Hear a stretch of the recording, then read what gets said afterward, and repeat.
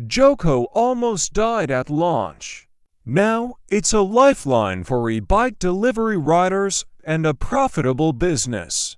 On a September morning in 2024, to Jonathan Cohen's one from the Rockaways in Queens, the other from London stood in an empty 15,000 square foot parking garage near Hudson Yards in New York City.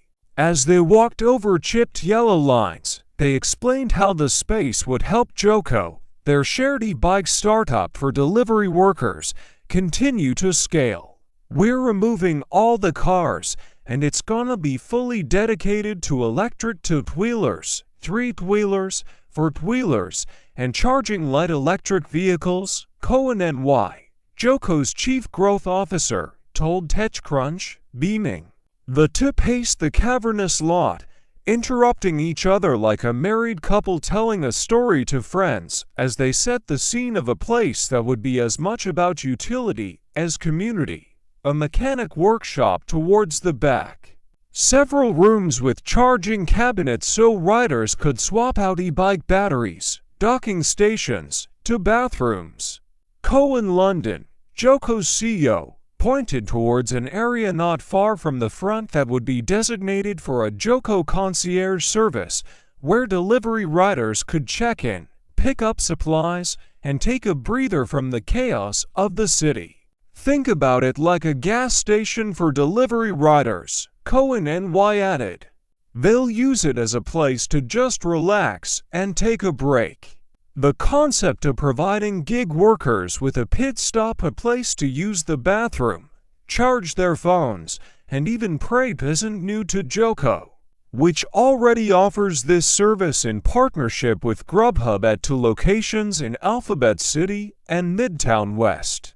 And after the business almost died several times in its first year, such duties of care to the customer are a big reason why Joco is still alive today. Joco, named after its two co-founders, who met at Columbia Business School in 2017, launched in 2021 in Nike with a mission to compete against Lyft-owned City Bike with shared, docked e-bikes. The Cohens thought that placing Joco's docking stations on private property would allow them to avoid both City Bike's territory and the city's regulatory eye. They were wrong. The Nike Department of Transportation promptly sued Joco for operating a bike share without prior authorization from the agency, forcing the startup to pivot away from offering consumer rides towards last-mile delivery. Now, Joco serves both gig workers who rent e-bikes at daily or weekly rates and enterprise customers that order dedicated fleets from the startup. Joco counts about 18 enterprise customers, including Grubhub, Reef, Fresh Direct, and other large logistics companies across New York, Chicago, and Miami. As part of its B2B package, Joco also provides fleet management technology, servicing and maintenance, docking stations, and, increasingly, battery charging cabinets. Those cabinets, which Joco says are FDNY approved, are a growing vertical for the startup, particularly in Nike where battery fires have run rampant due to unsafe charging practices, leading many buildings to ban e-bikes and e-scooters. Joco has sold roughly 100 battery cabinets to residential buildings, like those owned by related companies, and last-mile logistics companies, like Travis Kalanick's Cloud Kitchens, across the country with plans for international expansion. From cease and desist to cash flow expansion, Cohen say that those pushback was a blessing in disguise that helped them become profitable, not EBITDA profitable. Net profitable with real salaries, despite having raised only $7.5 million in VC money. Other similar hardware as service startups have raised many millions, even billions, more in venture capital, and just as many have gone under due to the high capex, low-margin nature of the business. "It forced us to focus," Cohen London told TechCrunch. "That's one lesson that we got to faster than we should have," inadvertently. The other lesson we learned is to really pay attention to the customer, because we go crazy for our customers. Just this Sunday, we had a guy whose bike broke down in Queens, and I rented a car. I went there, I picked up his bike, and I brought him back to another station in Manhattan. When our customers see that, they freak out, and they tell everyone else, he continued. We do unusual things for the customer, stuff they wouldn't expect. Cohen London noted that on its face, some of those decisions don't necessarily make financial sense, but have created customer loyalty. The concierge service, which involves having several staffers on site to help address delivery riders' needs, is an example. Joco also hands out free bike helmets, visibility vests, hand warmers, and through the partnership with Grubhub, free temperature-controlled backpacks. There are other startups that offer couriers e-bike rentals. Whois and Zumo come to mind, but those offer longer-term rentals where the delivery worker has to store the bike, lock it up, and charge the battery. With Joco, gig workers can access high-quality e-bikes at a reasonable cost, and they never have to worry about locking them up or carrying them upstairs. Riders can lock and unlock the bikes with an app with small but effective convenience when making deliveries all day. We make a lot more money per bike than another company where you rent the bike and take it home for a month because we have multiple people using the same vehicle, and they're delivering around the clock, Cohen London said, noting that the life cycle of the new Segway bikes is 3 to 5 years.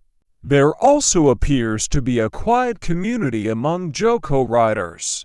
Workers picking up bikes from the Alphabet City concierge can be seen chatting and fist bumping, and when they catch another Joco rider in the streets, they often wave and say hello to each other. Joco's customer obsession is clearly manifesting in growth.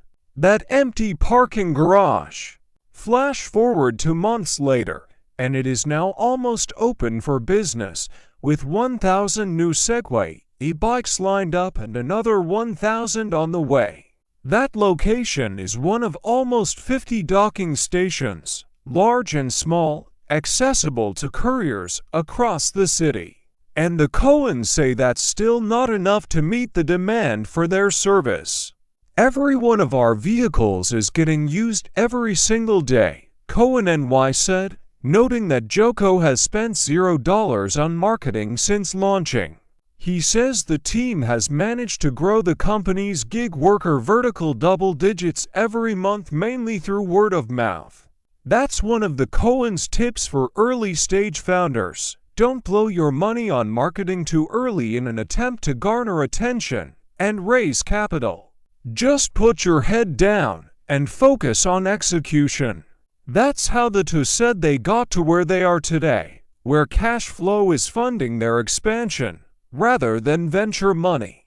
To them, founder mode is essential because it means always being available to roll up your sleeves, even on Thanksgiving and Christmas or at 3 in the morning. Like when we switched from the old Acton bikes to these Segway bikes, it was a full all-nighter, Cohen NY said. Joco still runs a lean ship, with about 7 people on the corporate team. In total, they have about 50 employees across maintenance, call center, operations, warehouse management, software, and supply chain. And many of those teams are outsourced to employees outside of the U.S., which the co-founders say saves them money as they work to grow the business.